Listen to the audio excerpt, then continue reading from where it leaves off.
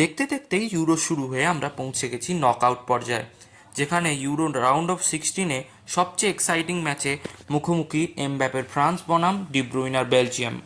ইউরোতে hot favourite হিসেবে শুরু করলেও নিজেদের সেরাটা মেলে ধরতে পারেনি ফরাসিরা। গ্রুপ পর্বে 3 ম্যাচে একটি জয় ও 2টি ড্র নিয়ে অস্ট্রিয়ার নিচে গ্রুপ ডিতে 2 নম্বরে শেষ করেছে ফরাসিরা। গ্রুপ পর্বের ম্যাচগুলিতে মাত্র 2টি গোল করেছেন গ্রিজম্যানরা, যেখানে একটি এসছে ওন গোল, অপরটি এসছে এমবাপ্পের করা গোল পেনাল্টি থেকে। উল্টো দিকে বেলজিয়ামের অবস্থাও তথৈবচ।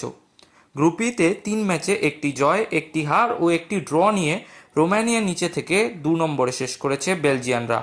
গ্রুপ পর্বের ম্যাচে করেছে মাত্র 2টি গোল। দুই টিমের শেষ 3 সাক্ষাৎকারে ফ্রান্স জিতেছে 2বার আর বেলজিয়াম 1বার। এখন দেখার বিষয় এটাই, ফরাসি আর বেলজিয়ানদের এই হাই ভোল্টেজ ম্যাচে শেষ হাসি হাসেন কারা।